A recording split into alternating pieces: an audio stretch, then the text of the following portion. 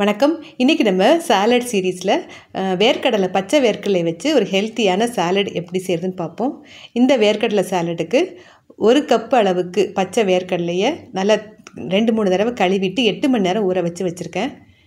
ஊற வச்ச தண்ணியை திரும்பவும் ஒரு தடவை கழுவிக்கோங்க.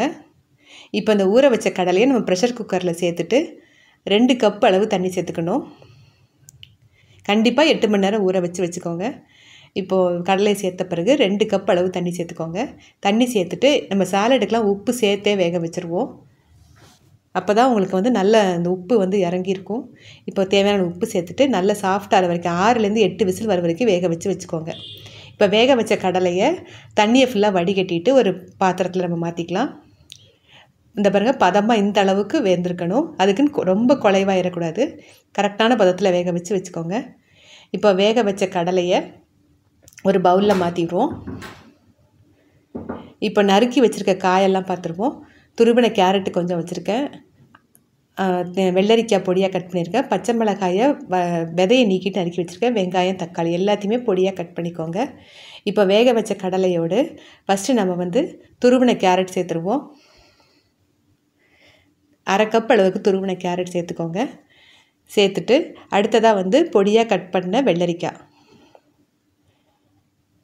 அதையும் சேர்த்துட்டு எல்லாமே பார்த்திங்கன்னா நல்ல பொடிசாக இருந்ததுன்னா உங்களுக்கு சாலட்டுக்கு சாப்பிடும்போது நல்லாயிருக்கும். மேக்ஸிமம் எவ்வளோ பொடிசாக கட் பண்ணுமோ அந்தளவு பொடியாக கட் பண்ணிக்கோங்க. அடுத்தது வெங்காயம், ஒரு வெங்காயம் நல்ல பொடிசாக கட் பண்ணி வச்சுருக்கேன். அதையும் சேர்த்துருவோம். 1/2 கப் அளவு சேர்த்துக்கோங்க. அப்புறமா தக்காளி அதையும் நல்ல பொடிசாக கட் பண்ணிக்கோங்க. இப்போ பச்சை மிளகாய் விதை நீக்கிட்டு ஒன்றே சேர்த்துருக்கேன். உங்களுக்கு பச்சை மிளகாய் சேர்க்க விருப்பம் இல்லைன்னா விட்டுருங்க, ஆப்ஷனல் தான். எல்லாம் சேர்த்துட்டு முதல்ல இதெல்லாத்தையும் கலந்துட்டு அதுக்கப்புறம் நம்ம பொடிகள்லாம் சேர்ப்போம். இப்போ இந்த காய்கறிகளுக்கு மட்டும் உப்பு சேர்த்துக்கோங்க.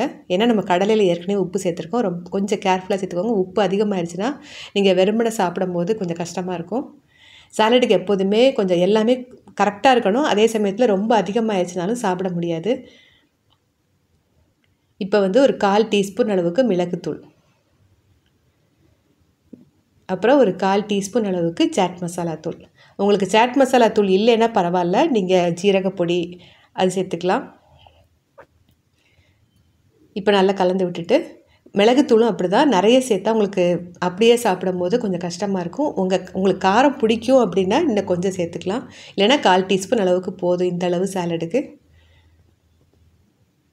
இப்போ கொஞ்சம் போல் தனி மிளகாய் தூள், கொஞ்சமாக தான், நிறைய சேர்க்கணும்னு இல்லை, கொஞ்சமாக சேர்த்தா போதும். இப்போ ஒரு பாதி அளவு எலுமிச்சை அதை ஜூஸ் ஊற்றி ஜூஸை கலந்து விட்டுக்கோங்க. கடைசியாக ஒரு 2 டேபிள் ஸ்பூன் அளவுக்கு பொடியாக கட் பண்ண கொத்தமல்லி தழை. நீங்கள் கலந்து வச்சுட்டு பரிமாறுற நேரத்தில் கூட நீங்கள் எலுமிச்சை ஜூஸ் சேர்த்துக்கலாம். எலுமிச்சை ஜூஸ் சேர்த்துட்டு ரொம்ப நேரம் வச்சுருக்கணும்னு அவசியம் இல்லை. இப்போ நல்லா எல்லாமே நல்லா ஒன்று போல் மிக்ஸ் ஆகிற வரைக்கும் நல்லா கலந்து விடணும். எல்லாத்தையும் நல்லா கலந்து விட்டாச்சு. இப்போது ஹெல்த்தியான வேர்க்கடலை சாலட் இன்றைக்கி பார்த்துட்டோம். நீங்களும் இதே மாதிரி செய்முறையில் செஞ்சு பாருங்கள். நன்றி, வணக்கம்.